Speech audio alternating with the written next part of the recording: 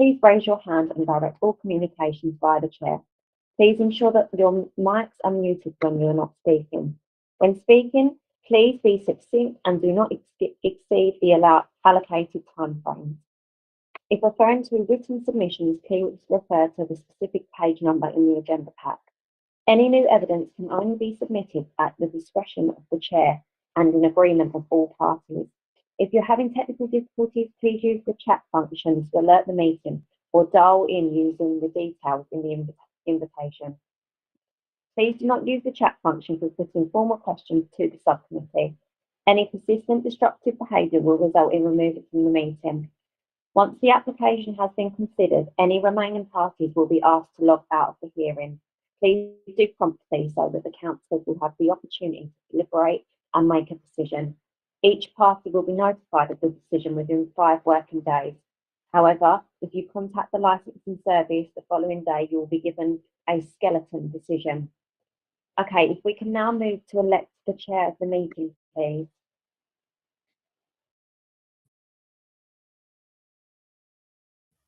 I nominate Councillor Sizer. Thank you. Seconded. Yeah, happy to. Thank you. Fantastic. Shall I just start then? Yeah, that's fine if you're happy to. Wonderful. Thank you. Well, firstly, thank you everyone for coming along this afternoon and for your time today. It's very much appreciated. Have we got any apologies for absence? I don't think we've had any. Haven't received any, no, apart from 2 of the other persons that emailed earlier just to say they wasn't able to attend. Brilliant. I'm not sure if I can read their names out, full names out on here, but just to be notice of that. You can read the numbers out, but that's all. Yeah, okay. I'll just reference the where they are on the agenda, so their representation. So we've got C4 and C5 of the first application not attending. Great. Okay, thank you very much. We'll move on to item 3. Any declarations of interest? Do members have any interest to declare at all? No, that sounds positive. Do you need to actually say no, please? Thank Okay. you. No declaration. No, I don't. So that it's recorded. Thank you. Fantastic. No declarations for me as well. Fantastic. Agenda item 4, the minutes of the previous meeting.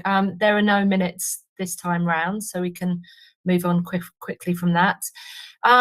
Agenda item 5, then we'll move to the licensing subcommittee general information and hearing procedure, to outline the hearing procedure for premises license applications as contained within the agenda pack, which you should all have seen. Please note the timings allocated for each submission. We have slightly less people speaking at the moment, but we are going to be quite tight on time. So anyone speaking, any of the residents wanting to speak, we're going to give you about 2 minutes each. So sorry, that is a little bit tight, but we need to stick to time really. So we will now outline the hearing procedure. So is that over to you? Yes, that's fine. Thank you, Chair. I'll just quickly outline the hearing procedure, which has been published online. So if you don't have a copy to hand, it is online for you to refer to. So step 1 will be the appointment of the chair and introduction, which is what we're doing at the moment. Step 2 is the licensing officer will outline the report. Step 3, the applicant's case. The applicant will present their case in support of their application, and that will be for 5 minutes. Step 4, the responsible authorities, there aren't any in this case, but if they were making any representations, they would have 5 minutes each. Step 5, other persons. The chair will invite other persons, local residents, to attend to present their case, highlighting the reasons for the objection or supporting the application as contained in their written submissions. And there's a total of 5 minutes for that, but the chair at their discretion will allow 2 minutes each, as she said. Step 6, the discussion phase. The chair will structure and lead a discussion on the information presented, enabling the subcommittee members to clarify any points raised and ask any questions if necessary. And this will be for the total of 15 minutes. Step 7, any closing remarks. The chair will ask any parties, other persons and the applicant and the licensing officer if they have any final comments to make. and these comments can only be in relation to the issues raised during the discussion. These remarks should be brief, and that will take 10 minutes in total. And then there's any final clarification. The licensing subcommittees will have a final opportunity to seek clarification on any points raised, following which the chair will conclude the discussion, and that will take 5 minutes. And the meeting will then end, and all parties who, once they have finished their application, will need to leave the meeting. And at the very end, members will consider the applications and make their decisions, which will be notified of in due course. Thank you. Thank you so much. Hopefully that's nice and clear. Any questions at this stage? No, fantastic. Okay, we'll move on to agenda item 6 then, please. The new premises licence, which is the Broadway, 51 Broadway Market. And I'm going to ask the acting principal licensing officer to outline the officer report for the next 5 minutes. Thank you. Thank you, Chair. The licensing service received an application for a premises license under Section 17 of the Licensing Act 2003 for the Broadway, 51 Broadway Market, for late night refreshment and to authorize the supply of alcohol for consumption on and off the premises as stated within the report. Environment Enforcement have withdrawn the objection based on the agreed conditions within the report. So the representation remains from the other persons. I have nothing else to add. Thank you, Chair. Thank you so much. That was very helpful. So we're now going to hand over to the applicant agent, who's going to present in support of the application. And you have about 5 minutes. So again, if you could stick to time, that would be most helpful. Thank you. Thank you very much, Chair. My name is Maher Kilic from National Association of Turkish Restaurants, Takeaways and Supermarkets. The application is for a late night refreshment and alcohol sale from the premises. It's going to be a restaurant. The off sales element only applies to any order received by online sales via Uber or Deliveroo. So there will not be a sale of pure alcohol, for instance, from the premises. There must be a food order attached to any off sales. The premises is situated at 51 Broadway, the Broadway. It is surrounded by many late night venues. Applicant is seeking to operate until 2300 hours during the week and Fridays, Saturdays until midnight. As your licensing officer has informed, there are no representations from any responsible authority. When the committee report was drafted, I believe when you look at page number 2 of the agenda, there is one representation that stands, but that has now been withdrawn because the applicant has accepted the conditions the Environmental Health Enforcement Officer has proposed. Currently, we only have local residents' objections stands. I will briefly just say, yes, we do know Broadway. This is not a pub or a bar. It's a restaurant. And we will only be selling the alcohol along with the substantial meals served at the premises as the conditions on operating schedule and the agreed conditions in the case. The applicant is a very experienced individual, and it's not in a cumulative impact zone or special police area, Madam Chairman and members. And we say application should be granted with the conditions agreed by the local responsible authorities. Unless I can assist you further, Chair, that's the application. Thank you. Many thanks. That was very helpful. Can I ask the other members of the subcommittee if there are any points of clarification at this stage? Anything that you want to pick out? Councillor Garbett, was there anything you wanted to ask? Yeah, please go ahead. Yeah, thank you for that summary. It was helpful. Can you just explain what you mean by substantial meal in your? with the alcohol sale, so accompanying a Well, substantial you meal. have when we say substantial meal, it means they have to order a main course. For instance, you can't just walk into the premises and ask for one or two starters to have an alcohol. It's not alcohol-led business. It's a restaurant. So you have to order a main course in order to be able to serve with an alcohol. Same applies to a takeaway orders. So they have to order substantial meal, which is a main course, along with the any starters or side orders they may place. That's what we mean.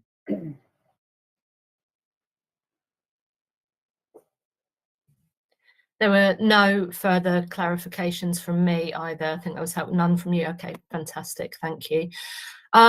So what we'll do now is I'd really like to invite some of the other people present to make their statement. Local residents, I will ask where possible if you can stick to 2 minutes as stated. Can I just check who is here? Is C1 here?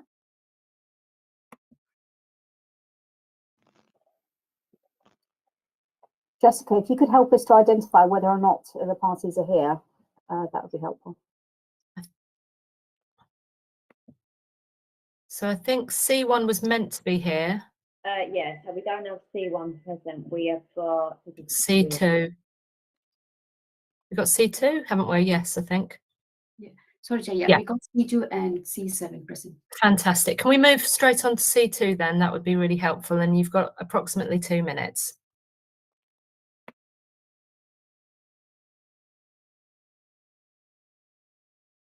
Are we aware of who C2 is? No, we haven't told you who C1 or C2 are. Sorry.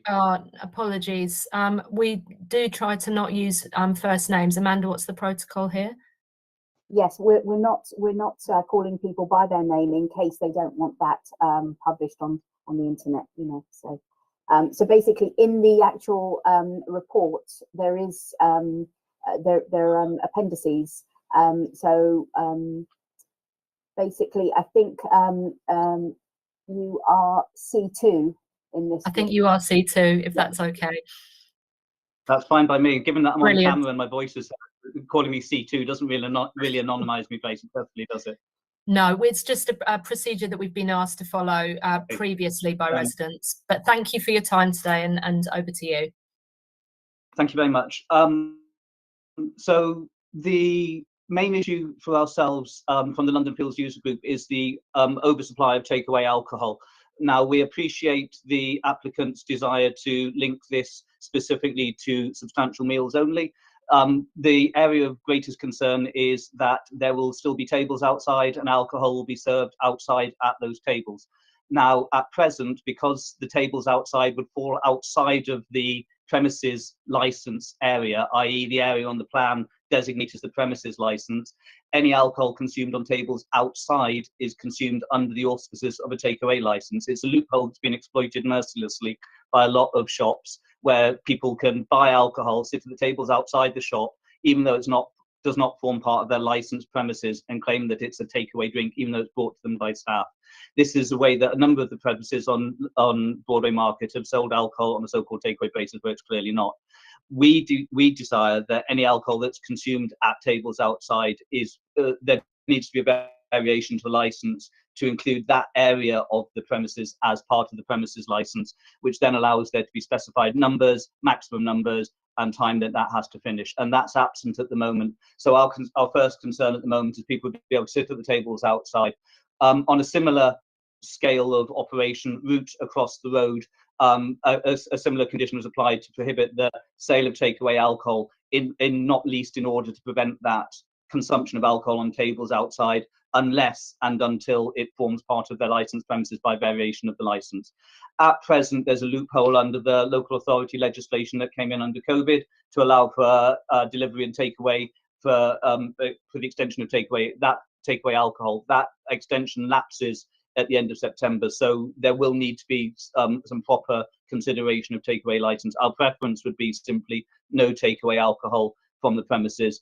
In addition to the points made, it's a deep concern from what the applicant has said that this will primarily be Uber and Deliveroo. As you'll be aware, Broadway Market is a pedestrianised street Saturdays and Sundays, and restricted access for vehicles for the rest of the time.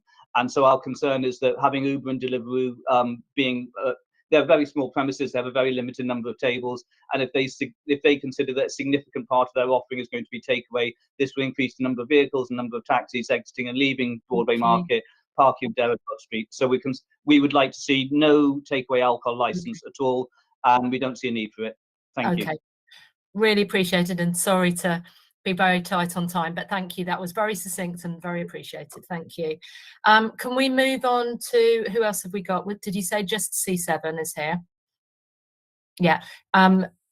Hopefully C7 knows who they are. Hi, I don't know if you can hear me. Unfortunately, that's for great. some reason, I cannot get my camera to work. So I apologise for not No being able to problems. switch my camera on.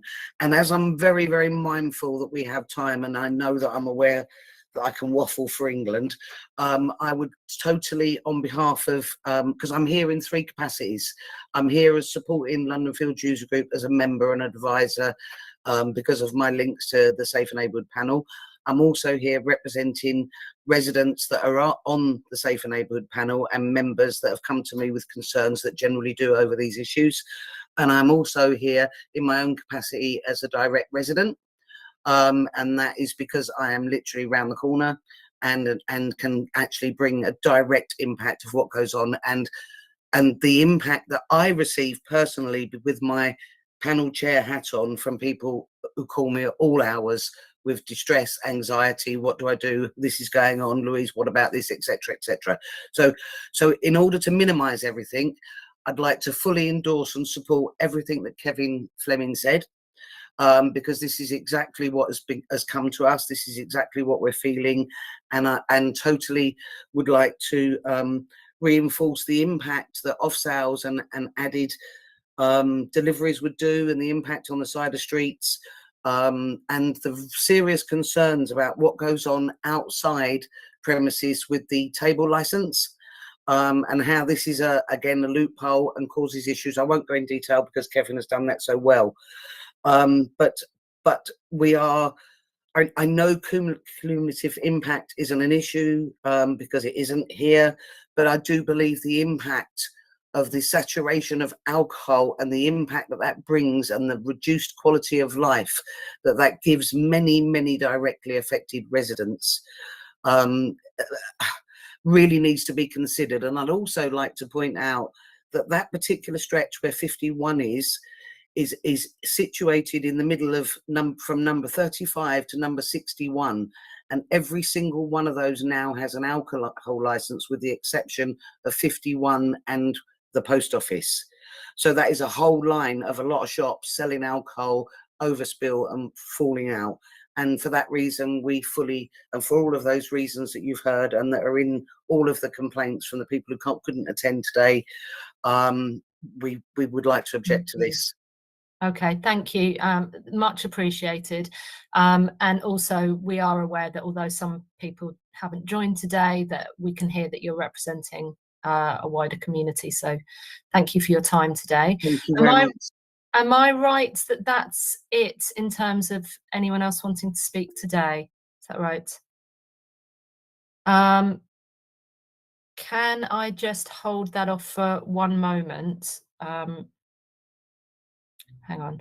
Sorry, yes. Would you like to clarify something? You're on mute. Yep. Oh, When no. the applicant, he suggested that there was still wanting licensing till midnight at weekends.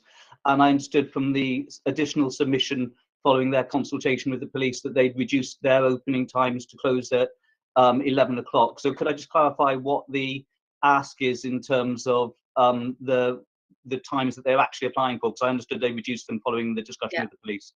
That was going to be one of my points as well. Can I double check what the latest was that they're being asked for? Madam Chairman, I'm just checking on our online server. Bear with me for a second, please.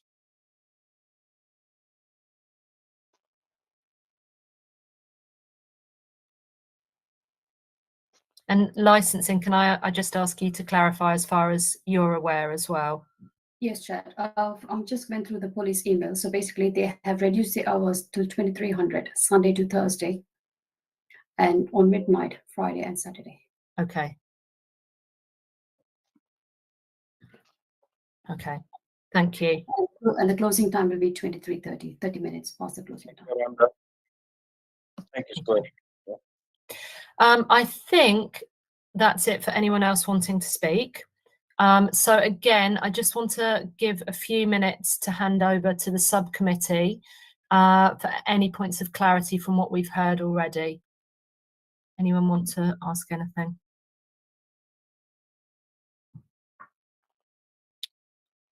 Councillor Lufkin, were you wanting to ask anything at all? Not for clarity, just when we get to the discussion phase. Yeah, fantastic. Same as well. Yeah, yeah. I'm grateful for the clarity around the timings, so that was helpful. Okay. So I think we will move then to the discussion phase. We have around 15 minutes of this. So I'd just love to welcome any comments from fellow councillors or from anyone that would like to bring a point in at this stage that we'd like to discuss. I mean, I think for one of my concerns is around the use of Uber, and you know, that can become very problematic with people waiting around for takeaways, and it can have quite a substantial impact on people living around there. So I'd really be interested to hear how you're planning to mitigate that and how we can safeguard that for the residents. Madam Chairman and members, the premises has access also at the rear side of the property, where deliveries can be arranged. We can limit the delivery orders to, I understand so many delivery companies now has an option to choose delivery drivers who are just using on electric bikes or bicycles only. So the premises owners can assign for the scheme where they can only accept order collections by electric vehicles or cyclists only during, say, 9 p.m. and onwards, in order to reduce the impact on, impact by the noise and nuisance, I would say.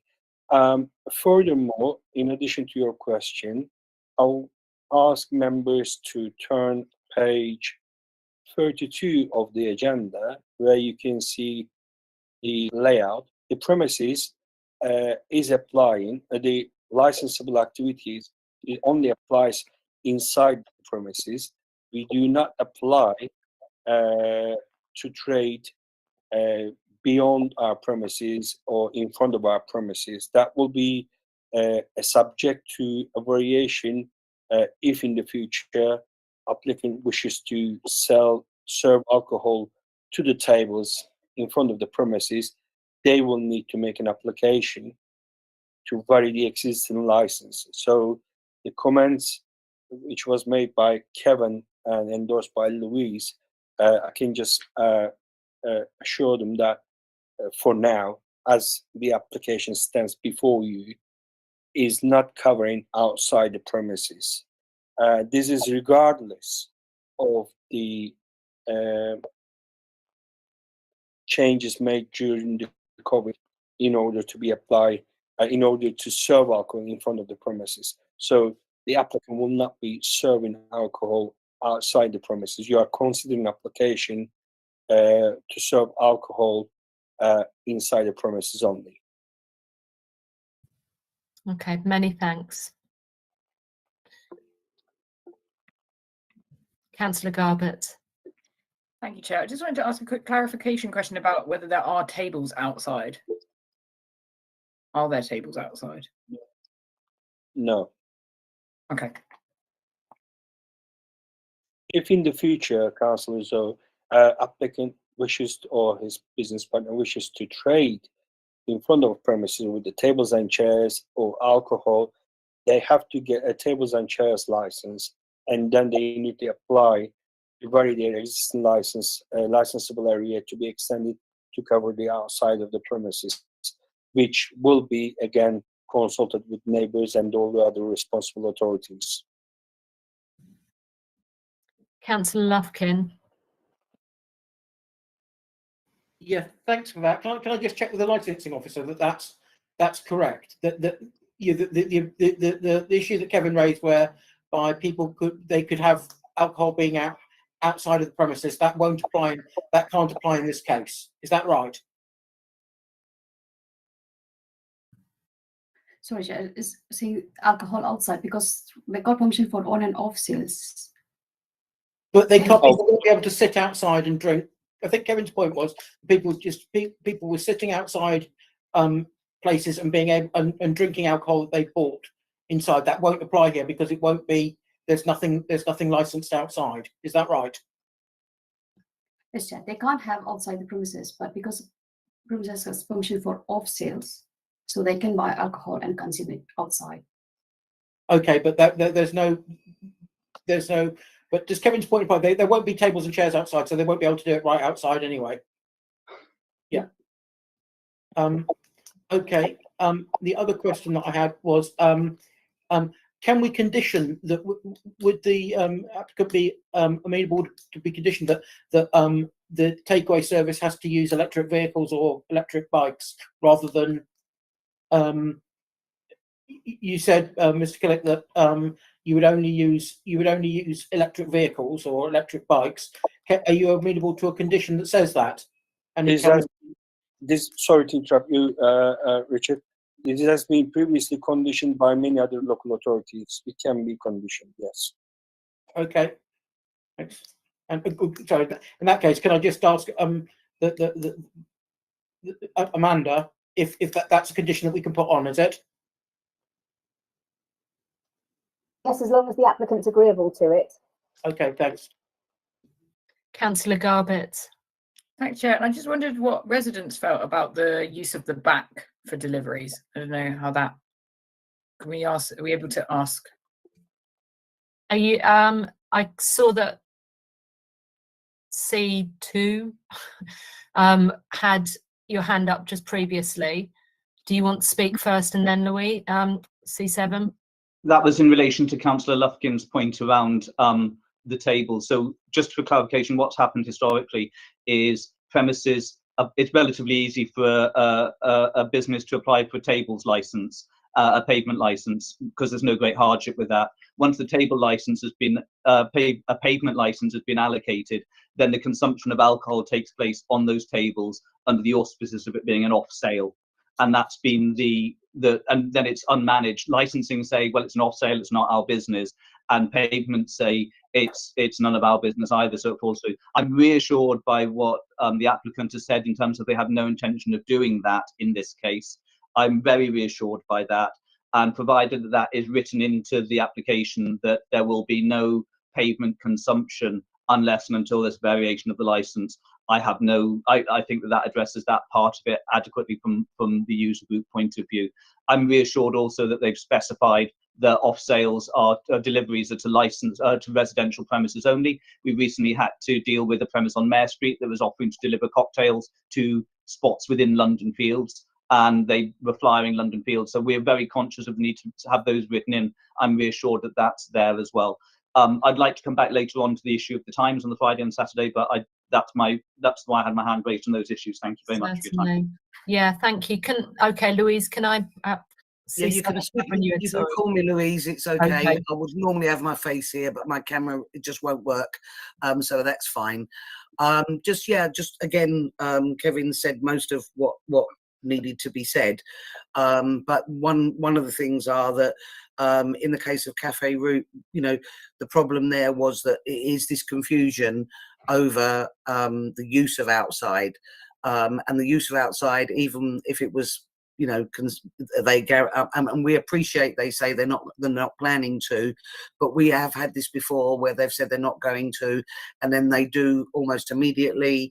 and then alcohol is sold as an off sales, and crowds gather round and it becomes outside. It is a problem, and it is an ongoing problem, and we're not saying that 51 will actually do this, but we want to protect that they don't, in case they change their minds. As for access at the back, unfortunately, these go to get access to the back of the premises. You need to go through Croston, Derriacott and Welshpool, which are all residential family homes with elderly and young children. So I would be very welcome if the condition is written in that respects that it is just very low noise bikes or low noise electrical bikes, no motorbikes, and that would actually probably help. But also, if that was the case, then it doesn't just literally have to be to the back. That could be from the front of the premises, where it's less likely to disturb less people, because sometimes, as you know, you can have build-up of riders waiting, and just their general demeanour and chatter can actually disturb sleeping residents who are already affected. Thank you very much. That's very helpful. One thing that I wanted to pick up was, it sounds like there have been moves to facilitate dialogue with residents and the premise, which is a positive thing. How can you ensure that that continues? Have you thought about resident engagement going forward? How can you make sure that the residents are still happy 6 months on? Madam Chairman, thank you very much for asking this very important question, because it's not about getting the license. Once you get the license, you need to obviously get along with your neighbors, and you need to keep that communication channel always on. The applicants is happy to share their mobile contact numbers with the relevant resident association or their organizations. If they have any issue, and email addresses, of course. If they have any issues, they can contact with the owners directly, and address any matters that are arising, any concerns. And I would like to just come back to you on the street trading license point that Kevin raised.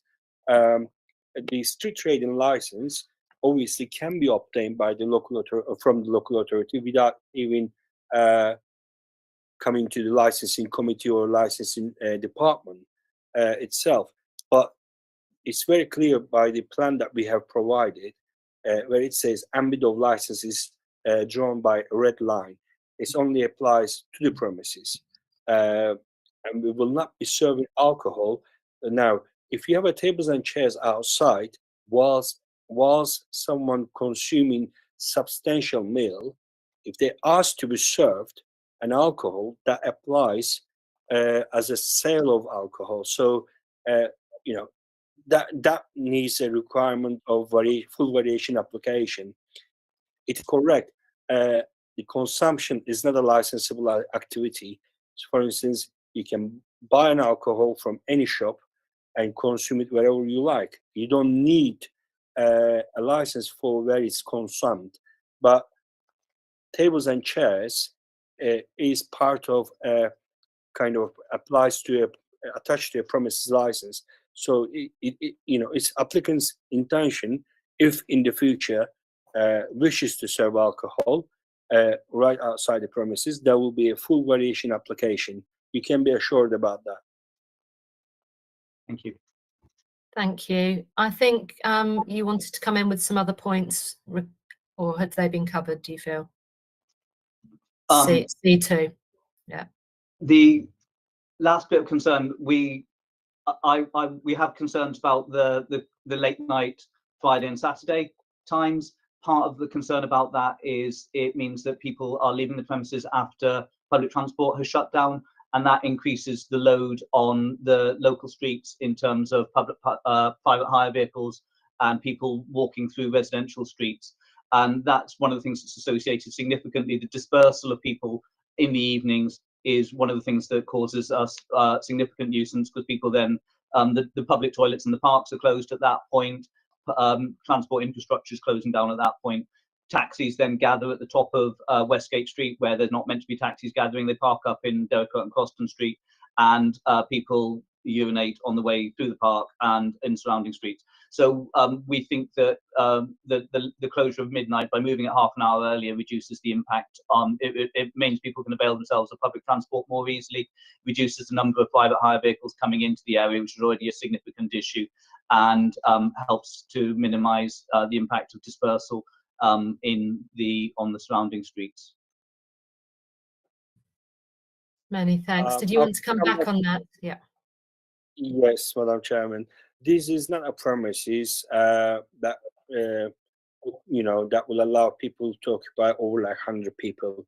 We've got only 7 tables. We are expecting about 30 to 35 customers maximum in the premises, and we do not believe that will have any impact. I mean, having the license until midnight does not mean everybody will leave at midnight. It's a gradual disposal. The kitchen will close in at 2300 hours, and if anybody wishes to make an order, basically they will be ordered. It will be ordered before 11 o'clock. So by the time they consume and leave the premises, if anybody remains at the premises after 11 o'clock, will be it will be a gradual disposal. We do not believe there will be any impact, because there are so many other businesses operating until midnight and beyond midnight, and I don't believe that will cause any.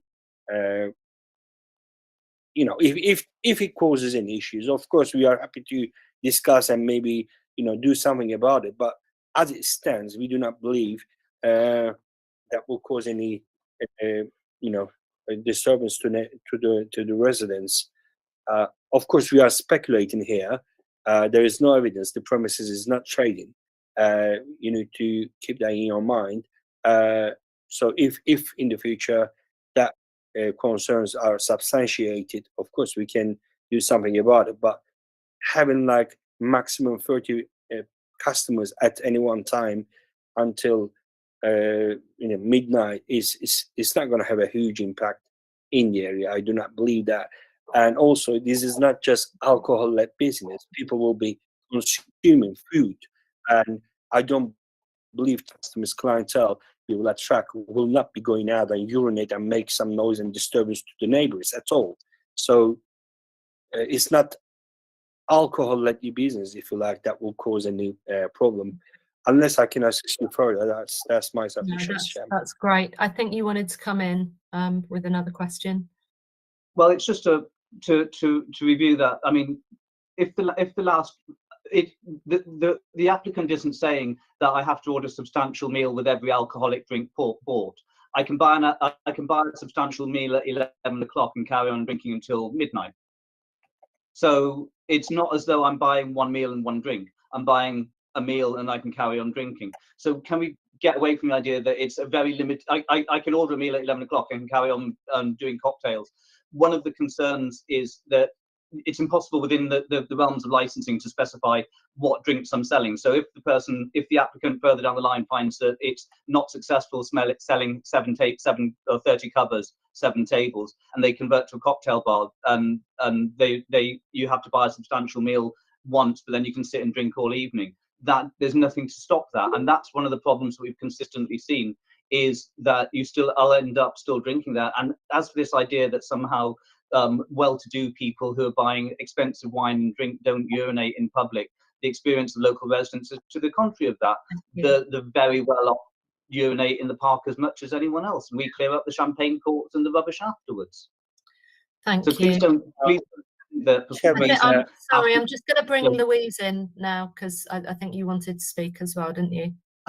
Thank you once again. Kevin has covered most of it, but I just wanted to add that I've been here a long time, so has most of the applicants that put in complaints, and although we really appreciate the efforts that are being made and the sentiment behind what they're saying, and I do believe it is genuine, but our concerns here are, as Kevin highlighted, that if it doesn't work, and they generally don't just work as a restaurant on its own, it becomes very difficult. They nearly all turn into standing up, drinking, outside drinking, unless, like Cafe Route, we manage to get the restrictions in place to actually hold that off. And the restrictions are there to protect, the quality of life, again, of residents and the impact on them. And so for us, it would mean that we really, really would appreciate that we have clear restrictions added to those. And again, we really get offended being a mixed, diverse group of people from all sorts of financial backgrounds, that everybody assumes that it's only low life or low level people or low level income that actually messes the area. Actually, it is totally the opposite in and around Broadway Market and London Fields. Thank you. Thank you. I just want to bring in Councillor Lufkin, and then one more point, I think, and then we'll have to start concluding remarks. Thanks. Just on that possibility of future-proofing it, there's no capacity listed. Would you be amenable to having a total capacity for the venue, just in case it it doesn't work out and we've got a capacity there for whoever might take it over in the future? Thank you, Councillor Richard. Even customer wishes to bring like 50 people in, he can't. The premises is very small, relatively, or can only hold like 7 tables and 4 chairs, like not more than, I would say, 35 people at any one time. So do you mind if we put in a capacity of 35? Yeah, we will be happy to have a conditions to capacity of 35. Just in case it does, just in case it'll stop it being turning into a vertical drinking place if we have that kind of capacity.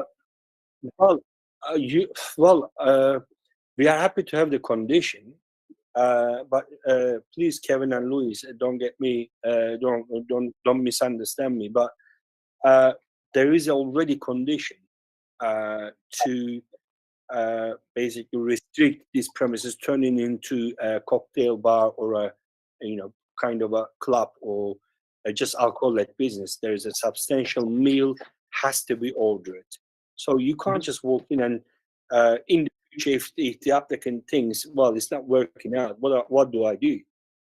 He has to, if he wishes to, in the future. These are remember, all talking about speculation. We're talking about possible cases in the future that might happen.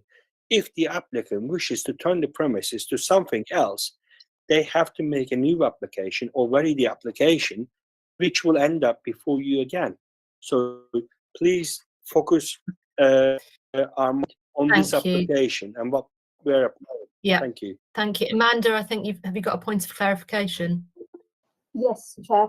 Just to clarify, as the applicant's agent has made clear that they're not going to be using the outside area, can condition 29 be deleted from the licence? Condition 29 is on the agenda report. Mr. Killick. Just checking. Could you tell us the page number? So I can just scroll up quickly. 29. Oh yeah, I find it. Page 8. Any of sales of seal content will be done. Any of sales of alcohol are in. Yeah, of course, can be deleted. Yeah.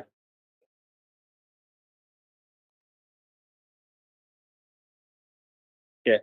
There are 28 or 29. Sorry. 29. 29. Just turn it Yeah. on. There should be no open containers or drinks taken outside the premises at any time, except those seated in the. Of course, yeah, that's not relevant anymore. Yeah, except those seated outside seating area. There will be no outside seating area. I think this was. It says condition derived from responsible. This is not a condition we have offered up, Madam Chairman and Councillors. It was a condition derived from a responsible authority. Yes, so as there are no outside seating, it can be deleted.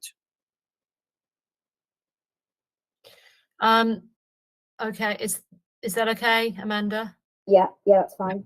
Okay, Councillor Garbett, and then I am going to move to concluding remarks. Thank you. It's just a quick follow-up question around capacity, because I couldn't see anything in there around number of smokers outside. And I just wondered if the applicant would be happy to have a condition around the maximum number of smokers outside.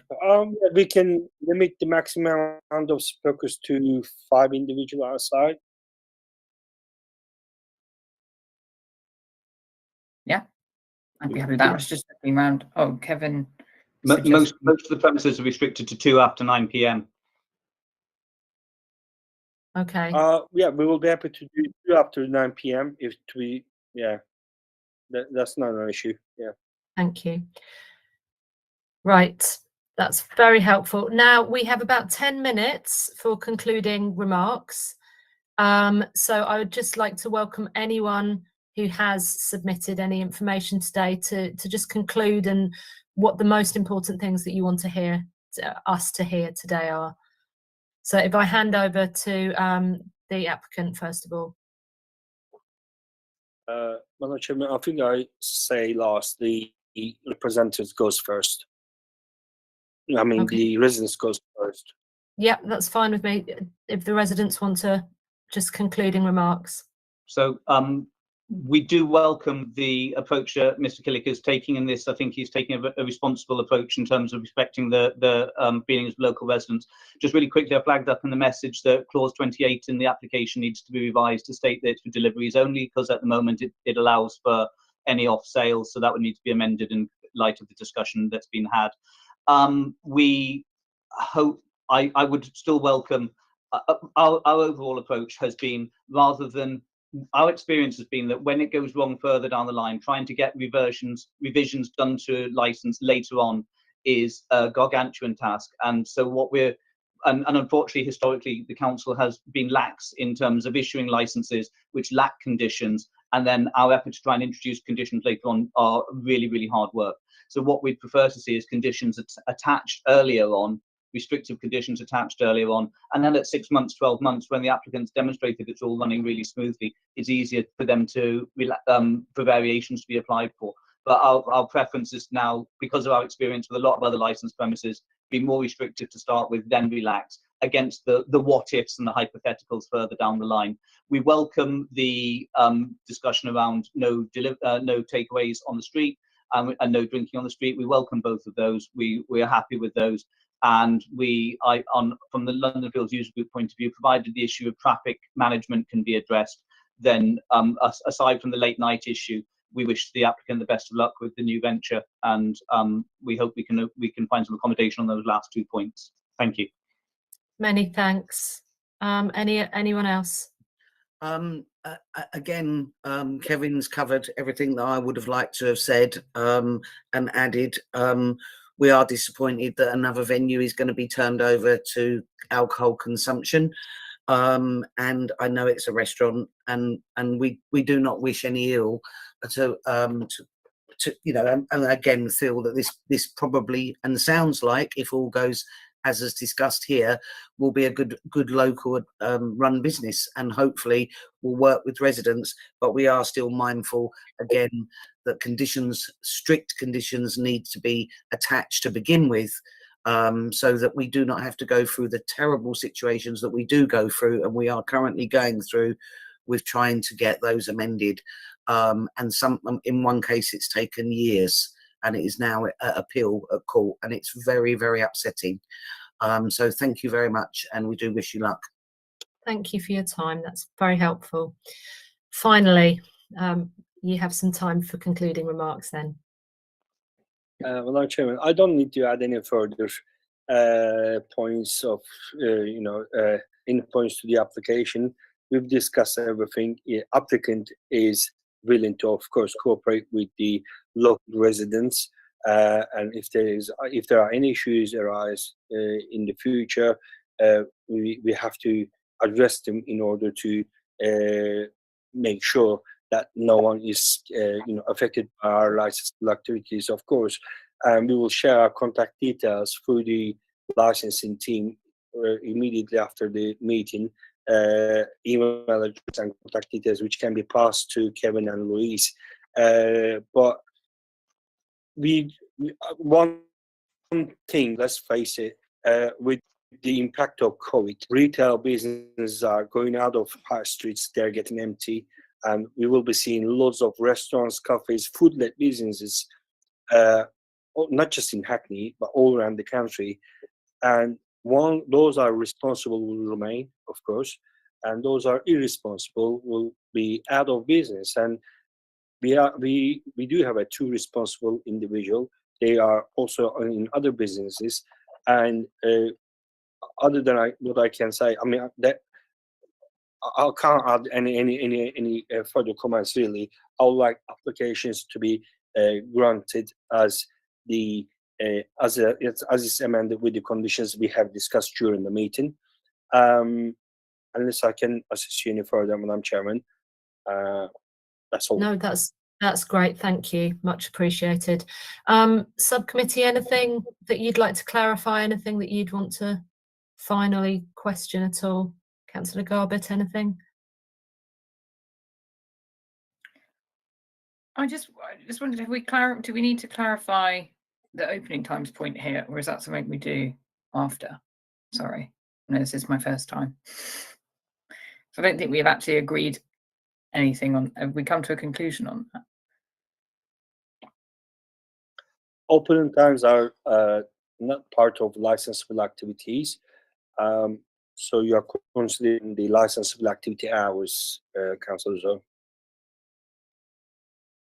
Yes, I think to the chair, Mr. Killick, I think she means the issue about Friday and Saturday possibly.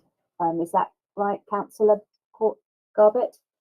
Yeah, because obviously the hours were reduced to 2,300 hours. But I suppose we needed to clarify, are you accepting 2,300 hours for Friday and Saturday now as well? Well, for Friday, Saturdays, we would like to keep midnight with the, as agreed with all responsible authorities. Madam Chairman and councillors, you should keep, while deliberating, you should keep something in your mind that responsible authorities such as environmental health, police, and other authorities are the ones who are professional to make comments for the 4 licensing objectives, and we have none outstanding currently. We do believe we can achieve the licensing objectives with the conditions that we have. Consider it valid as a local authority. Apologies. Sorry, I'm talking. Please continue, and then you will already have a minute. Well, the conditions, as I said, as amended, we do not wish to amend the hours for the midnight closing, and it will be up to you. Obviously, when deliberating, you have an option. You can restrict the hours if you wish to. That is something available to you, but we do not wish to be reduced. Thank you. Okay, thank you. Sorry, very final point. I think it's really unfortunate. We are trying to meet applicants halfway, and it's incredibly disrespectful for an applicant to say that local residents' views and experiences have less value because we're not, in inverted commas, the professionals, and it doesn't come across well as local residents when we're told that, you know, as the professionals haven't complained, that our voices are somehow inferior to that. And if you really are sincere in wanting to work with local residents, you don't denigrate our contributions by saying that because we're not professionals, no value, which is effectively what I just heard from you. And that's, you've damaged, from my point of view, you've damaged your credibility with those words alone. Okay, thank you. Louise, very briefly, sorry. Totally support everything Kevin said. Sat here feeling totally disrespected, as a resident and on behalf of all the others. It just took away what we felt was actually a really, really good discussion, and what we thought was thrashing out things. It was quite insulting. Thank you. I apologize from both of you, Kevin and Louise. You misunderstood me clearly. I did not say they should be given less weight to what resident says. I did not say what just Kevin said. What I've said was very clear. I said, as a professional bodies, and these states already stated within the Act, for 4 licensing objectives, there are a number of professional authorities to make comments. And what I've said, professional authorities are supporting the application, which is true. And I did not say, please give less credit to what resident says. So you totally misunderstood what I've said, misinterpreted what Okay. I've said. The communication channels are open to, of course, local residents, but I've made it clear when deliberating, and I should be the last one to speak, and it should not be. Well, my councillor has been very, chairman has been very, flexible to give you again chance to speak. I've made it very clear about where the responsible authority stands, and when deliberating, I said to them that they should be considering what the responsible authority says. Okay, I did thank not you. say No, don't pay I any understand attention. what you're trying to say. Amanda, I'll let you Just come in. just one last point to say, maybe for clarification, and maybe Mr. Killick hasn't made clear that the alcohol hours will probably end at 11:30 p.m. and then the premises close at 12. Is that correct, Mr. Killick? It is, yes. There So, will be so 30 the minutes alcohol time. will end at 11:30. So we're not, if it is misunderstood, we're not trying to sell alcohol at midnight and allow customers to sit another half an hour to consume it. The last sale will be at 11:30, but the premises will be closed by 12 midnight to Okay, the customers. thank you. And I want to reassure everyone that's attended that there is equal weight being given and listened to. The residents' voices are always of huge importance to us in all of these things. So thank you for your time. I'm going to, unless there is anything massively urgent, I'm going to draw. So there needs to be an amendment to the application because it states at the moment in the application supply on and off until midnight. So In the current application, in the document supplied, it states supply of alcohol on and off premises till midnight. So we need to clarify that. Need to just make it crystal Once clear. the condition- Yeah. Sorry, That will be Madam amended. Chairman. Okay. I'm Once going to draw an end to discussion now. Otherwise, it can go on. And thank everyone for their time today. And for giving up an afternoon to come and speak to us and present to us today. So I will conclude this section, and anyone that's not, I think most people are leaving before the next application. Is that right? I'm still here. I think so. Okay, so thank you for your time.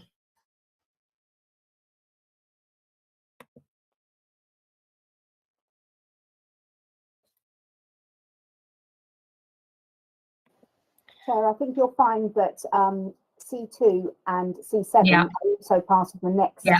application, but they're called different Absolutely. numbers. They're Yes. B2 and B3 possibly. But the point is that, so therefore there aren't many people leaving. I'm not sure. Yeah, Mr. Mr. Killick. Yeah. Chair, just to clarify, I checked the report, Mhm. the last point that was made, and I Yes. couldn't see where it said that all of the hours were till midnight. It only has, Friday and Saturday till midnight. It doesn't say specifically. Yeah, that was my understanding. I think we just need to be very don't clear. know. Yeah. Yeah, that's absolutely fine. Right, I'm going to draw a line under that Yeah, one, that's otherwise fine. we'll go back on. Thank you. And again, thank you everyone. Everyone's ready for agenda item 7 now, are they? Which is 29 Broadway Market. Fantastic. If so, can I ask the Principal Licensing Officer to outline this report, please? You have about 5 minutes. Thank you, Chair. So the second item we are going to consider for this afternoon is for a premises license under Section 17 of the Licensing Act 2003 for the Third Culture Deli, 29 Broadway Market, to authorize the supply of alcohol for consumption on and off the premises from 12 to 2300 Monday to Sunday, as stated within the report. Representation remains from the other persons. I have nothing else to add. Thank you, Chair.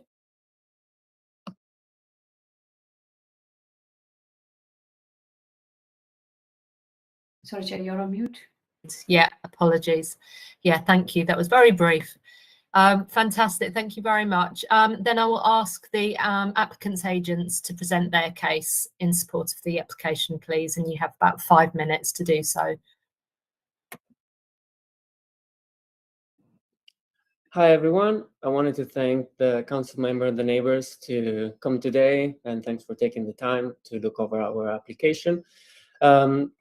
Following our application, we made all necessary changes requested by the council and have come to agreements on several topics, including serving, noise levels, and waste disposal. For those who have not seen our application or emails, we're an Italian-American couple.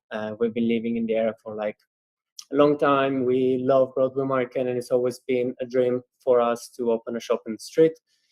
We started off with a stall on the Broadway Market on Saturday, and have been trading there for almost 5 years. Our new shop is called Third Culture Deli, and we're mainly focusing on healthy vegan food and groceries. For those of you who have not seen the space yet, we've made significant changes and improvement to the space. Currently, by day, we're a quiet cafe that serves coffee, healthy meals to locals of all ages, and we're a welcoming space to families and kids. In the evenings, we hope to serve gourmet vegan Italian food and quality wines by the glass. Alcoholic drinks will just be a complement to a substantial meal that our guests are having along with the table service. The atmosphere will be very quiet and classy, with low-level music playing to allow for conversation over a nice dinner and glass of wine. Also, due to the design of our counter and limited space, the space inside calls for only a few seats and no way for congregation or like standing to create noisy crowds. Outside, we'll have a few seats with a couple of tables with staff attending. We're not a high-traffic shop and will only be serving a few people at a time. And due to being focused on producing high-quality food especially. Many of our neighbors are our regular customers already, and we have a great relationship with them. We are frequently in the shop ourselves, and we're always open for any concern to be heard. We're locals ourselves, so we do understand the importance of like making sure that customers respect the space too, because we also live in there, and we'd like to keep it, of course, as good as possible. Thank you. Fantastic. Thank you for your time. Very helpful. Any points of clarity for my fellow councillors? No? Yeah, I don't think I particularly had any. That was very helpful. In which case, I'd like to invite, if there are any other people that would like to make a statement at this stage, if we have B1, B2 and B3. Here, who've we got?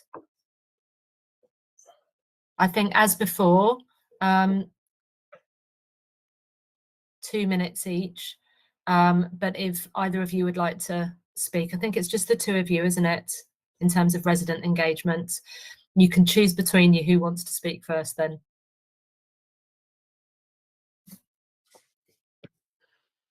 Kevin, do you want to go first? You're on mute.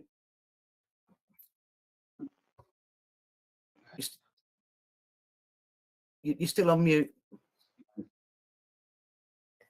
No, it's Thank you. So the first bit, hopefully this one is, there's been some changes, and the big changes is that there's an extension to the outside seating area. So that's now forms part of the licensed premises. And if we, as residents, really concerned about the encroachment of public space, the pavement area outside becoming part of the licensed premises. It's a very small premises. The area outside forming an additional part of the licensed premises is a significant incursion into public space. So we're very concerned about that element of it, and we need to see maximum capacity, if that is approved, which we hope it isn't, maximum capacity and reduction in time on that, because otherwise it opens up the possibility of the outside space in the street being used till 11 o'clock, 11:30. And that's not something that local residents need, and not something that residents would want to see. So that would be the first requirement. Second bit is, again, we're getting this line about substantial meals. The applicants have said that in their application that in the daytime it's a lot of sandwiches and bagels and other similar small dishes. So it's very hard to see how you're going to get a substantial meal out of that. So we question the idea that you can only serve alcohol with a substantial meal when one of the offerings or primary offering seems to be sandwiches and bagels in the daytime. We think this is not it's another bar selling alcohol with the food as a sideline, certainly in the daytime. We're concerned about that. We're seeing another premises being converted to a drinking establishment. So while we it falls flat in that respect in the first instance. You can't claim that you're going to sell it with substantial meals only. I was trying to check the documentation and I couldn't see it to hand, but again, we'd object to takeaway alcohol being served, and I can't remember, I'm trying to find it in the document, but if there is a reference to takeaway alcohol, we don't want to see, we would again object to any takeaway alcohol being served. We are pleased that there is at least a variation of the license to accommodate the seating area outside. So the discussion, and that's rather than trying to put it on the tables outside, it's proper variation, but we need to see proper capacity on that and times on that if it is approved, as opposed to it being, I think at the moment, say something like 5 smokers outside or 7 smokers outside, in addition to the people at the seated area. And that's a lot of people outside of very small premises. Okay, so can I ask for clarification on a few of those points, especially the overspill? Hi, I'm Angela. So the outdoor seating that we've stated currently is for 6 customers, and we've also stated that all meals and all drinks will be served to seated customers. So there's not really any kind of issue for overspill in that case. And in regards to your concerns about substantial meals, we're serving dinner as well, and in the daytime, you know, for our sandwiches, they are quite filling and hearty, but really it's not gonna be a focus in the daytime for us to serve alcohol. It's really kind of a lunch spot at the moment, and also all off sales of our alcohol will be in sealed containers. So any of the ones being consumed in the seats outside, they'll just be by the glass, which is served. Not a takeaway glass, because we're using like nice glasswares and stuff. So the whole focus of like what we're trying to do as food is like really focusing on like high quality food, high quality drinks, and if it's like off sale alcohol, it's because we maybe want to sell a nice bottle of wine for people to take home. We're definitely not focusing on like turning the place into a cocktail bar, because we have no interest on that. There's already plenty of space.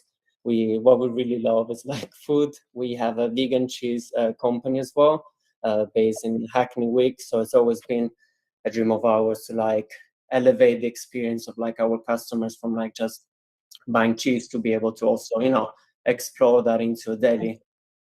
I just wanted to check, do you feel that the questions you had for clarification have been answered? Personally, no, I think it's a shambles. So we've got several clauses in the application which are all over the place. So it says on the clause 16 there should be no open containers or drinks taken outside the premises at any times, and the applicants have just said that they'll be serving alcohol outside in Bath. So and question 18, clause 18, alcohol shall not be sold, supplied or consumed on the premises other than to people who are taking substantial table meals. But we've just established that people can sit outside with a sandwich and have a drink. So I'm finding it just riddled with contradictions, and I don't feel like I can understand what they're. So if the daytime, the tables are outside in the daytime, and unless they're saying no, you've just bought a sandwich, they just argue that the sandwiches are fairly not meaty, so apologies, fairly substantial, and therefore I shall be able to drink outside with a sandwich. It's so riddled with inconsistency. I don't really know where to go with it.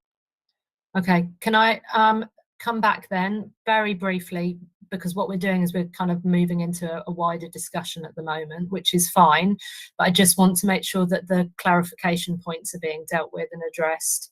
So there's concerns around movement of alcohol and drinking outside. So if you could just address that, that would be helpful.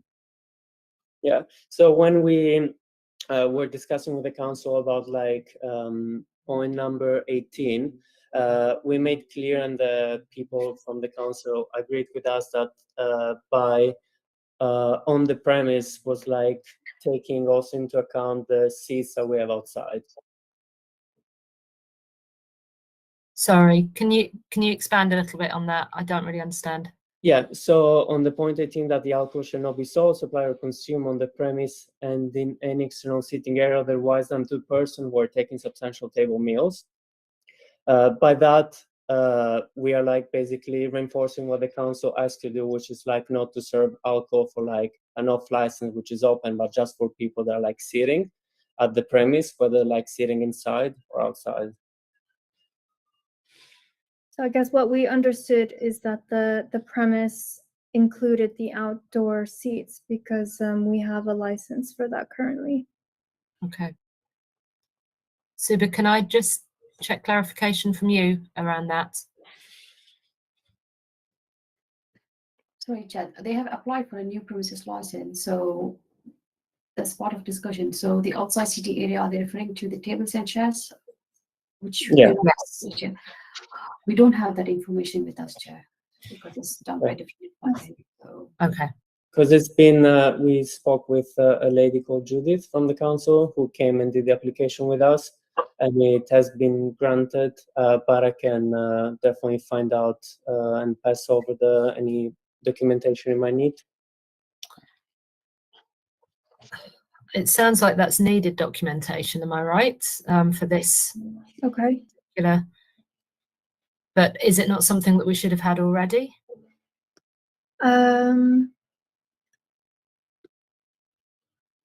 Not sure. Amanda, yes. Any clarification would be helpful. Chair, I mean, if they said that they've applied for a tables and chairs license and it's been granted, is that correct? Yes. Yes, so then that won't be difficult for them to provide that to the licensing authority. Okay. So I don't Okay. think that's an issue for today. As long as it's provided to the licensing authority. Thank you. Okay, so that would be something that we'd be needing to see, but if you can't locate right at the moment. Councillor Garbett. Sorry, it's just a further clarification, just for my understanding, that there's then seen as two separate licenses. So the clause 16 that says no open containers or drinks are taken outside, who does that then apply to? Does that apply to the people that are, or does that just does it contradict with the other license? Sorry, is that a question for us? No, I think it's more for the. Oh, okay, maybe maybe it is, or to the officers. I don't know who's best placed. Partly to officers. Well, I think, Suba, I think basically, is it one or the other, or is it just one of those two conditions? Do we need to remove one of those two conditions? Maybe condition 16 to be removed if it's confusing?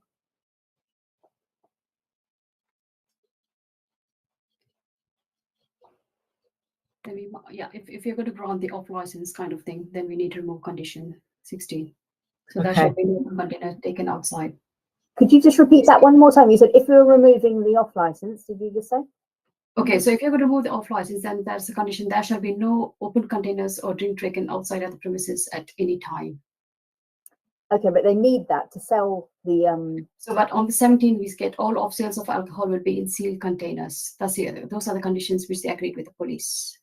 Right, okay, so both of these were agreed with the police. Okay. When they're only having alcohol, they said in the with dinner, not with lunchtime, not in the daytime. No, not daytime, is it? No daytime drinking. So therefore, if they're having a sandwich, they're not necessarily drinking alcohol at that time, is it? Because that's the type, that menu is not applicable to the alcohol. Is that right? There. That was my understanding, but it'd be useful to hear clarification on that. And the other thing is we got another condition 21, which says no drinks will be taken outside by customer to the designated smoking area. Okay. Yeah. So, And no drinks will be taken outside by customer. Even if they go to buy a sandwich, they are not allowed to take. yeah. So what was agreed with the council people that we exchange emails was that our waiter would bring the alcohol themselves to the table, so customer can't just take an open, let's say, bottle and walk away. Because again, also the alcohol will be serving like glassware that's not for takeaway, so they won't just take the sandwich and the alcohol at the counter and see themselves, but they will be served directly on the outdoor table. So there won't be reusable No. cups. No, Okay, because- that was one of my questions. Sorry, it is reusable glasses. Sorry, so- as in, yes, Yeah, it not will be reusable. yeah. Okay. Just thinking environmentally. No, that's really helpful. Thank you. Councillor Garbett, did you have your hand up? I still don't think I'm fully clear about this 16 if in one license it says you can't take alcohol outside? I suppose it's just, so in the, yeah, I guess it would just be good to see the other license and see how they marry up. If I can chip in, I think what we were discussing was like people can take, for example, a cocktail and walk away. Like in a plastic Yeah. cup. Yeah. So it's service by the sound of it, rather than you just take and walk Yeah. on. Okay, helpful. Councillor Lufkin.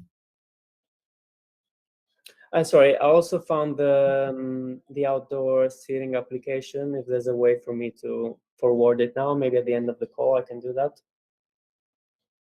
Would it be helpful now? They can, as long as they have it, then as long as the licensing authority have it, they can Right. send it to the licensing officer later. Fantastic. Okay, thank you. Councillor Lufkin. Yeah, so just on the outside seating area, so presumably you'd be amenable to having a maximum number of people there, which is 6, I think you said. How about the closing time of the outside seating area? Could that be at 10 o'clock?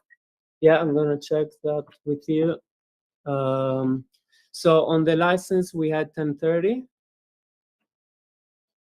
That is, would 10:30 be okay? I don't know. Let's ask. What do the residents? I'd be interested to hear what the residents think about that. Yeah. Chair, I think LP6 says 10 o'clock.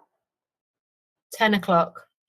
Okay, so then we would have to bring it back to 10. Okay. Thank you, Amanda.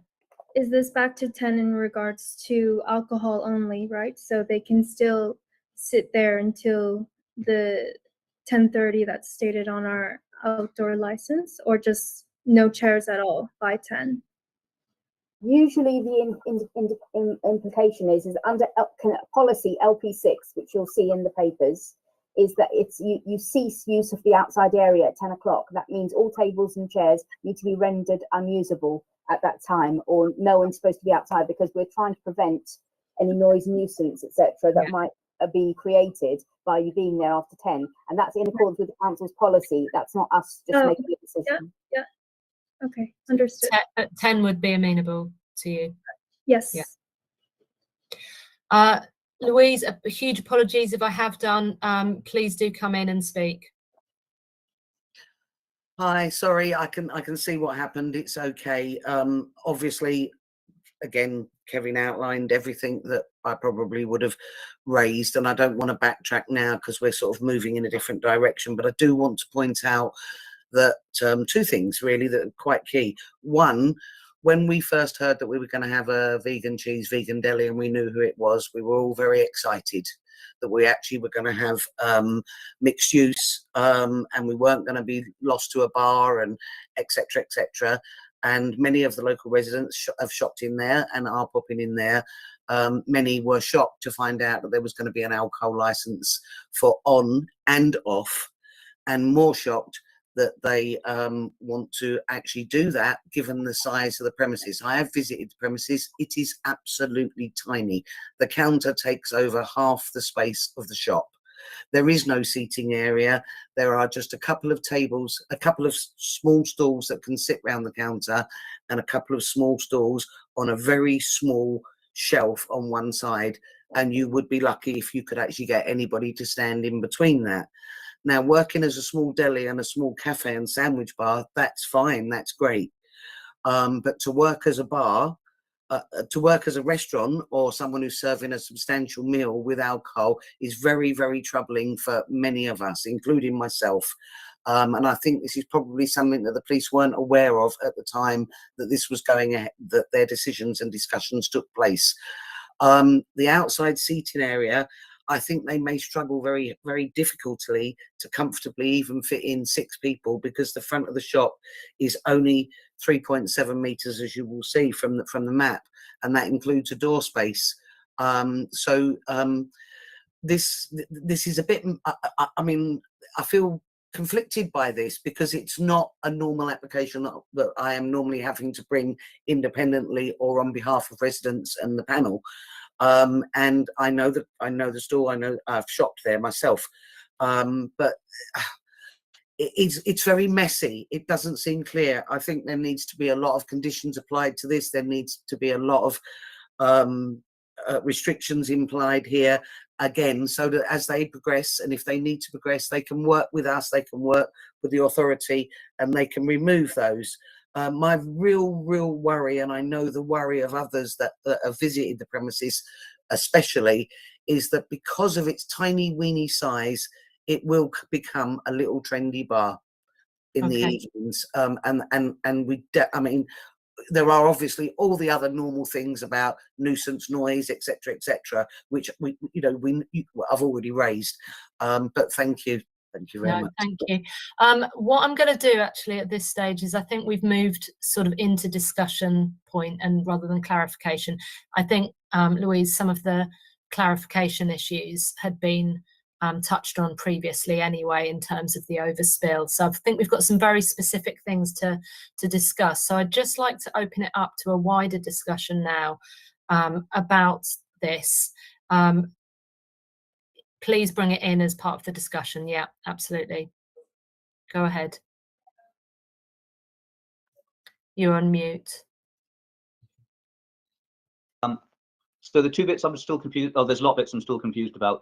In the earlier discussion that took place, there was a reference made to there not being alcohol served during sandwich time, and that's not what. And I'm really unclear if that's not written into the license application. It says alcohol from whatever time it starts in the morning.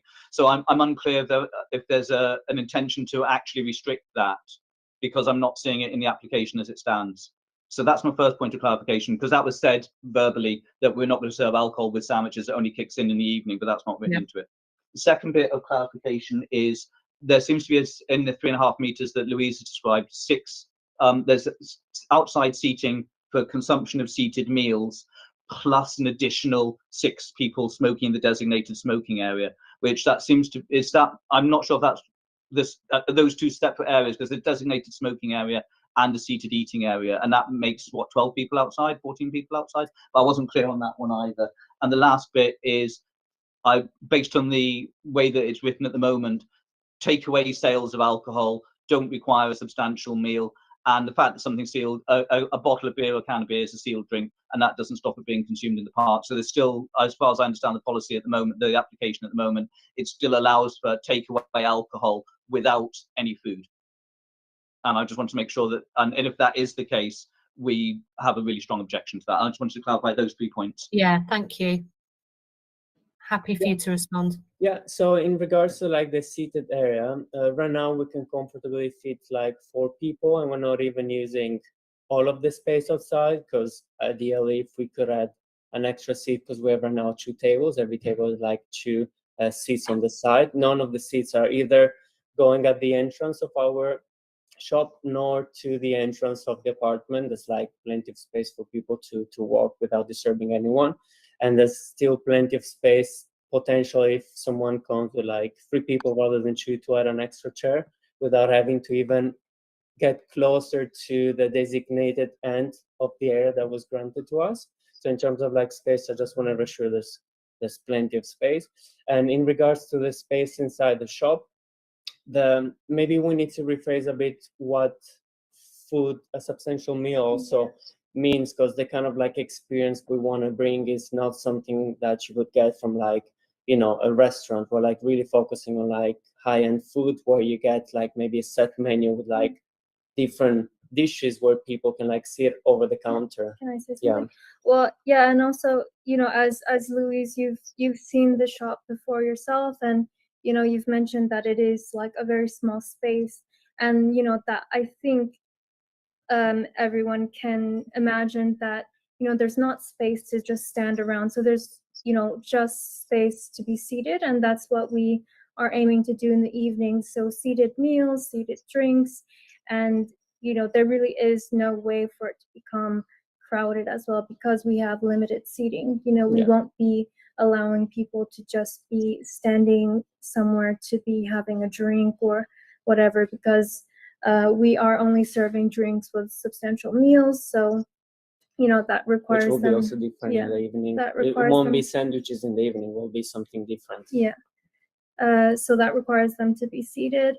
And, you know, in regards to the serving alcohol in the daytime, I don't believe that we said that it would only be evenings. So even, same thing as in the daytime, there are limited seats, and we are really focusing on the food. So, it would just be whoever wants to come and maybe have a small drink with their lunch. But it would be also good to hear what Kevin considers to be a substantial meal as well, to get some clarification on that, on what would make people comfortable for that. And also in regards to the takeaway of like alcohol, again, we're really focusing on like very niche like wine, or maybe like some kind of like very interesting like liquor that we have been like trying to like import from like Italy, from like France, from like the US, where we're trying to elevate again food, drinks, and anything related to like good eating. Sorry. So the idea, of course, people can of course buy an expensive wine and then go and open it and drink it at the park. Yeah. We can't stop that. But the concept of what we're trying to do is more of like something that is like a treat that you would, Well, have. anyway, yeah. anything we do is centered around food. So really the drinks would be a complement to that. And there's no way for it to become like a cocktail bar because of having to do the substantial meals as well. Councillor Lufkin. Thanks. Yeah, just to reassure people on the takeaway on the sale of takeaway alcohol, I mean, would it be useful to have a condition on there saying no alcohol sales after 9 p.m. or something like that, or the sale of alcohol only with a substantial meal? Would you be amenable to that, to get around the point that Kevin makes, that you just have people are going to come in and use it as sort of like an off license and can buy alcohol and take it to the park. I mean, if you cease alcohol, takeaway alcohol at say 9 p.m, I think that might do the trick. Or in conjunction with a substantial meal. What do you think about that? I think not selling takeaway alcohol after 9 p.m. would make sense. Yeah. And Even also that the place will be busy more as a kind of like a restaurant rather than a shop for people to come and buy, like because also all the tables will be like booked, like it won't be really a place where people will just enter. Like we're really trying to like focus the whole experience on like reserved seats. It won't only happen like not every night, because we don't have also the interest of doing that, but yeah, 9 p.m. sounds good. Okay. How does that sound to you? Yeah, I think that makes a lot of sense. And again, back to the residents for any feedback and thoughts on that. I'm very sorry, but I'm still confused, because I'm still under the impression that there still seems to be some ambiguity as to whether from when it opens, when it's primarily a light offerings and sandwich offering, is alcohol being served at that time. Right. Because my impression is that's what you are going to do. That I appreciate, I appreciate the question around what I consider a substantial meal. I think it's one of the problems with the ambiguity of the wording, and Councillor Garber asked the same question around what a substantial meal is. I think we can all agree that a sandwich or a bagel, however well constructed it is, does not constitute a substantial meal. And on that basis, if the primary offering in daytime is light bites and picnic food and things like that, that's not a substantial meal. So either you're undertaking that there's no alcohol being served in that window from when you open until the Italian food service kicks in the evening, or you are serving it with sandwiches, in which case the substantial meal thing is an illusion. It's a subjective phrase, isn't it? So it is quite difficult, just Would I don't know, is a burger counted as a substantial meal usually? Yeah. So, a burger is a type of sandwich, in a sense, like essentially. And I think there's a perception of maybe cold food not being substantial. But if we were to heat it up, is that then substantial? is a toasty substantial. Fundamentally, yeah. you serve alcohol all day, aren't you? Sorry?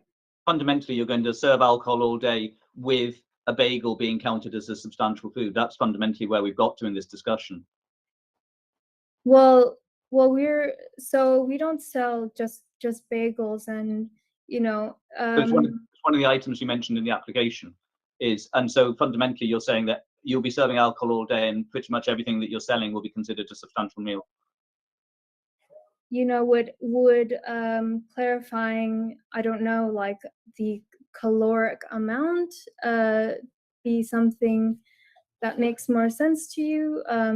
Because if you know, we do invite you to come and see the space and see what we've done to it and see our menu, and you know, there is a lot of ingredients that go into our sandwiches. It's not like just bread and, you know, a piece of cheese. But you know, also in the daytime, and also we just opened, so the menu is also changing and evolving, and we are looking to bring more things to people. And if say, you know, the condition of being able to serve drinks says, okay, it's, you know, burgers are acceptable but sandwiches are not, you know, we'd be happy to look into that as well. Okay, so can I just bring in Amanda, because it sounds like have you got clarification? Yes, Chair. I was only going to propose, Chair, that that we need to possibly clarify condition 16 to say that you know, if they're agreeable to amend it, that there should be no open containers or drinks taken outside the premises at any time, save for persons seated in the external seating area. Are these amendments done by you and then passed by us? Sorry? Will this amendment be like fixed by the council and then we will receive like an updated recap of everything, or do we need to? It's one of the suggestions. Well, yeah, we're suggesting it now, but you will have an opportunity to review all the conditions again. But in essence, the wording of it, though, you need to agree to it today or not. Yeah, we're happy to agree to the revised wording. Yeah, okay. Thank you. Councillor Garbett. Thanks. I guess I've got a couple of questions. I might just put them together. But the first one was just in relation to this discussion. Can you see situations where you will refuse serving alcohol given what someone has purchased? Do you get what? Like, I think that would be good to understand. So if they don't, what you see is saying, oh no, that actually it's not considered substantial enough. Yeah. Like from your perspective of what you sell. And then I don't know if we've clarified the smokers outside point that was raised, because that was also on my list. And then just the number of people inside. I know you've mentioned the number of seats and tables, but the total capacity would be good to understand. Thank you. The total I capacity believe is inside was 10 people. Yeah. Outside was 6, including also smokers. Yeah, but you know, it would be really a dining area. So, you know, I imagine whoever would be smoking would be just either, you know, going, someone that's already there out of the, you know, 16 maximum people, and they would just have their cigarette and that's it. But we're happy to write something more specific into the application if clarity is needed. And coming back to the other point of how you would tell someone has had enough food to warrant alcohol going with it, how are we gauging this? Yeah, well, I guess I believe the main purpose of like this application was to like encourage people to explore our menu in the evening, because we've noticed that, you know, if sometimes you don't serve maybe a glass of wine, can be a bit of a deterrent, unfortunately, even though we are not like, Angela doesn't drink, I rarely drink. So it's not that alcohol has been like a focus for us. So we really want to sell this and that. We always saw that if someone can have a kombucha or someone can have a glass of wine, that will be a great way to, you know, attract more people. In regards to having, alcohol during the day, for example, if someone comes for lunch and wants to sit over the counter, have a sandwich and have a glass of wine, if of course they're ordering maybe just a croissant or maybe a side dish, we would of course refuse that by saying, we can't sell alcohol because you're not obtaining a substantial meal. But once, the menu's been built and everything that falls into substantial meal has been agreed, Yeah, then I suppose like mains versus appetizers. Okay, thank you. Councillor Garbett, does that answer that question for you? Yeah, some of that's really helpful. I think I'm still slightly confused on the number of people, because did you say it's 10 inside, 6 outside, and then the smokers come from that total of 16? yes. Yes. Okay. Yes. Councillor Lufkin, and then we've got Louise and anyone else that wants to speak, I think. Yeah, just earlier we talked about some conditions attached to takeaway to off sales. I don't think I heard from which said perhaps we could limit off sales, stop off sales at 9 p.m. And I'd just like to get the residents' feedback on that.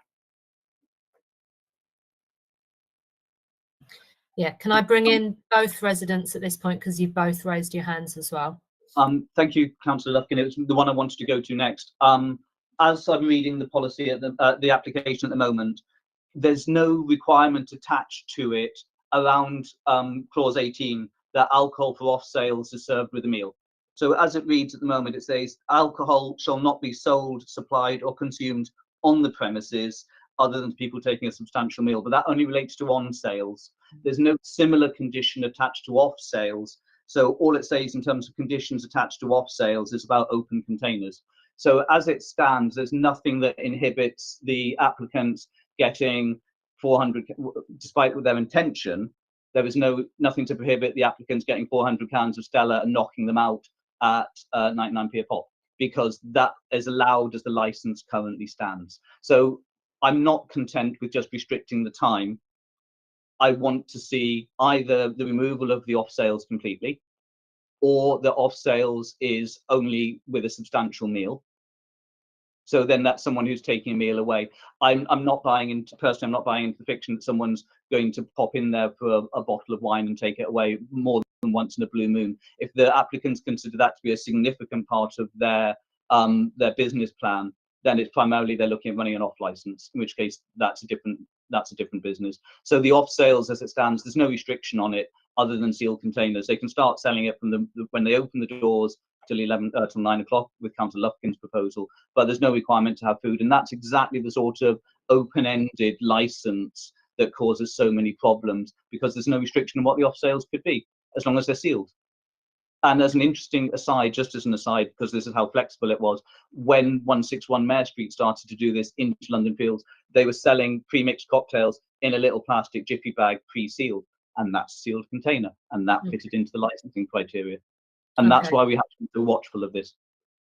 Right, I'm going to bring in Louise at this stage as well, just so that the residents have had a chance to, so let's hold that question, and then Louise, if you can ask yours, and then if you can answer. Thank you very much. This again, everything that Kevin says is what I echo entirely. Along those lines, that would be my main concerns as well. And we just don't see that there is enough understanding by the applicants as to what and how to manage off sales and what they are, and how that will actually directly impact. We also have concerns, as we keep raising, about going down the line. One of the things I would also like to point out again is that they talk about seated and table service. There are no tables, there are no chairs, they are just stools against two small counters. And if they're going to be operating a lot of takeaway for people, there is very little space for people to even come into the shop to queue if those, what was it, they said 10 people seated would be in there. I am concerned about the space and what they're asking for and how that functions without being anything other than very, very quick takeaway of goods and alcohol. I'm also concerned about, again, as I've said, about the outside and how that works. And I don't want to their sincerity and their concept of something unique and unusual, because some of the things that they have achieved to date within their other businesses is quite lovely. But I'm not sure that they maybe understand where this is going, or we understand where they are going. Okay. And so we would be very much against off sales, full stop, at this point, because it is not clear enough. I would just also like to point out that when we did Cafe Route, we established that a substantial meal in the discussion there was a full-on main meal as if you had it in the evening. So it would need to be a large, full plate of food, ideally with sides and or starters and dessert, but it would definitely have to be a very, very large, substantial meal. That's very helpful, actually. Thank you, because I Thank do you. feel like we've gone round in circles trying to define this, so that's quite helpful. Can I bring you back in to answer the residents' concerns, and then what I'm going to do is tie up with concluding remarks, please. I think just for some clarity, so in the daytime right now, we don't have that many seats and tables because we are primarily focused on, takeaway lunch and other things. And we also are not completely done with the interiors yet. We've just opened, so we're still working on that. And we did consider also seats at the counter to be like at a table, let's say, because there is space, like lots of space for people to sit and have their meals there, and also to be served on that space. And what was the other points? Oh, and also in the daytime, we're planning to be like a deli grocery, so there will be, offers. We will be hoping to sell bottles of wine, so people that want to, let's say at Christmas, get hampers for their families of like cheese and wine, that they would be able to take away and gift. And in the evening, we would be bringing out more seats for that table service. So daytime is like more takeaway, evenings table service. So it's not really a place for people to be coming in and out to be buying bottles of alcohol, because it really is a place for people to be sitting down and eating. And because of the limited space, it is not going to be seen as like that kind of place to do that. Yeah, I mean, I guess the main focus is like being a deli, a grocery, store during the day with like vegan charcuterie, vegan cheese, maybe some like bottle of wine. So all elements that like are related to what a deli, a grocery would sell. And in the evening, kind of like close a bit the side of the business to open up more for like a evening menu. Okay. So again, I guess, sorry, just to clear that up, we won't sell like, as Kevin said, a bottle of beer for like people to just go and like, that's not really the focus. Yeah. The ethos. Councillor Lufkin, I'll give you the last say, and then we're going to go to concluding remarks. Yeah, I mean, the problem we've got is, as Kevin said, is that if we've got alcohol sales, it can then be used in perpetuity. So, I mean, the ways around it, I think, and to condition what you're offering, I think that what I think Kevin was saying was that we shouldn't allow alcohol sales without food sales. I don't think you're amenable to that, are you? You want to be able to sell alcohol on its own, but you say it has to, you're going to run it as a deli. So, I mean, I originally said 9 o'clock. I mean, if you're only planning on opening to store hours, maybe we could make it 6 o'clock. Would that be okay? The problem that we noticed by running the deli lately is that we used to close around like 4 or 5, and because we just open, we're not like super skilled to like close the shift in like 20 minutes. We used to say around like 6:30, and that's when we noticed more people leaving work and being able to come to the shop, and they wanted to have a look. So we say, yeah, please have a look. And that's where we noticed that actually there's quite a lot of like customer that wanted to buy some cheese, that wanted to buy some products, that wanted to buy some like kombucha and other drinks. So if we limit the sales of alcohol after 6, then we'll kind of like ruin the concept of you know, the daily and like have it less available for. How about only serving alcohol with? How about only selling alcohol with food then? With any food. Yeah. And what about the customers that wanted to buy gifts for people, like hampers, like cheese and wine hampers? Because Yeah, I mean, I get that that's a problem. It's just that, you know, you could buy cheese and wine hamper, I guess, but you couldn't buy just wine on its own. I mean, you've Yes. heard what Kevin said, which is, look, you know, if we have it there, if you have an alcohol, you effectively, you could, and we're conditioning this alcohol license stays with the premises, not with you. You know, we're effectively almost opening the possibility of another off license in that road, which I'm minded not to do. I don't know. I can't speak for the other the committee members. No matter what your intentions are now, this will be on the license for this will be on the license. So, I mean, would the best way to do it be to say you've got to buy food as well, or what? Or do you just want to push back and say no, we don't want anything?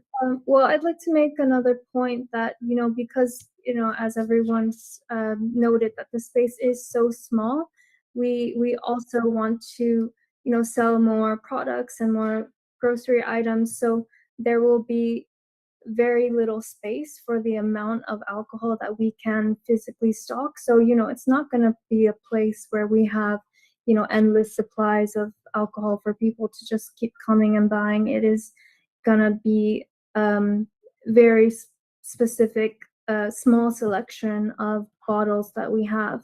We can't condition that. You see, we can't condition you saying they'll only have a very small selection of bottles.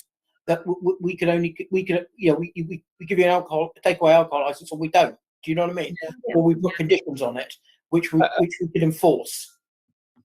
So how do you see that? I'm not sure how you've done it in the past, but I think that's just, you know, I don't know if other small spaces have had this issue, but yeah, I can only say that there really is no way for us to, even if we wanted to become that type of business, and that's really not our business model. Mm-hmm. Okay, Louise, very briefly, you had a point of clarification.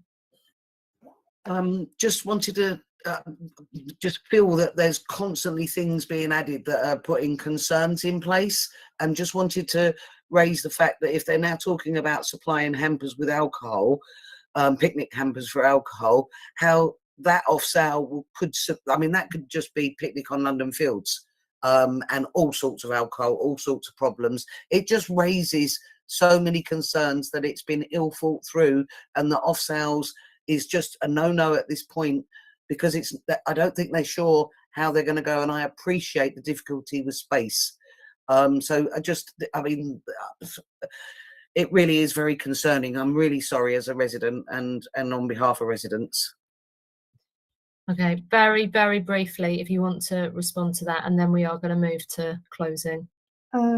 Well, we sell our hampers over Christmas, and we don't really see that, you know, anyone is doing picnics over Christmas and winter time when it's freezing out.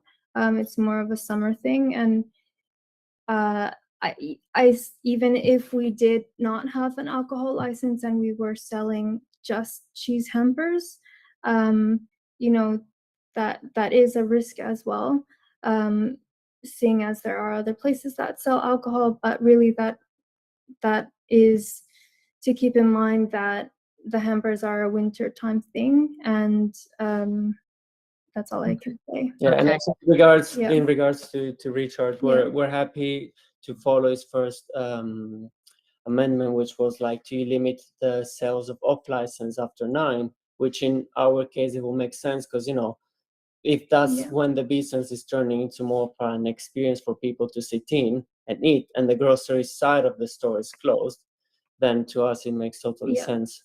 Okay, I'm going to call an end to this because we're running out of time, but what I'd really like is some concluding remarks. I don't think we have all residents here still, do we? Looks like we just have Louise. Louise, are you happy to summarise? I am, concerns? and Kevin has sent me a message to Oh, great. that I summarise on all of our behalfs because being part of the same and one. Of course. In general, we are very opposed to off sales. Is quite apparent, and I think our main reason for this is the very unclear needs that they are asking for around and around off sales. And that there's no way down the line that that's not going to change. As we've gone through this, things are changing and twisting, and this is going to be done and that's going to be done. It really doesn't install any confidence that they don't suddenly, and I'm not suggesting that they are, but that at some point they choose not to do anything and just become off sales of all sorts of off license alcohol or a mini bar.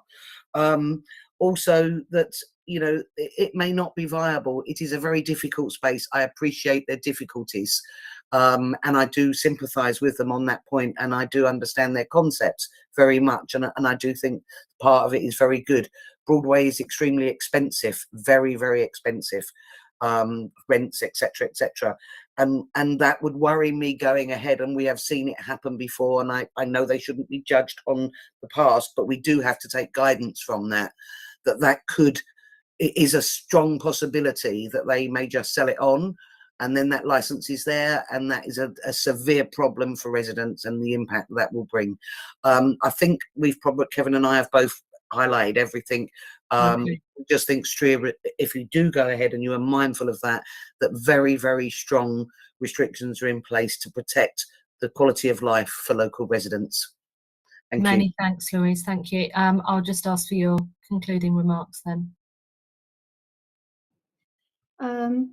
Well, thank you, everyone, and thank you, Louise. We totally agree with you. We also are local, so we absolutely are in support of keeping the quality of life for everyone around. And I think, you know, all we can say is, like, we're happy to make the amendments that were agreed with by the council already, and anything else we're also happy to look into. And, you know, just saying that if you've seen the amount of effort and work that we've put into the business already, and bringing you know, quality meals and food to the area, and as you've enjoyed as well, I can say that we'll put the same amount of effort and care into whatever we offer in the evenings, as well as our alcohol, and really training our staff well to make sure all of our customers are mindful, and to not cause any nuisance to the area. Yeah. Many thanks. Do any of my fellow councillors have any final points of clarification they just want to? No? Okay. Many thanks for everyone's time today. I think that the other agenda items today have been deferred and not happening. So there being no further business for consideration, the meeting will now come to an end, and all participants are asked to log out. We thank you for your time this afternoon to residents and all those involved. Thank you very much. Thank you very much, and apologies for the lack of camera. I wasn't avoiding it, as you all know. Absolutely. Thank you very much. Bye. Thank you. Bye-bye. Bye.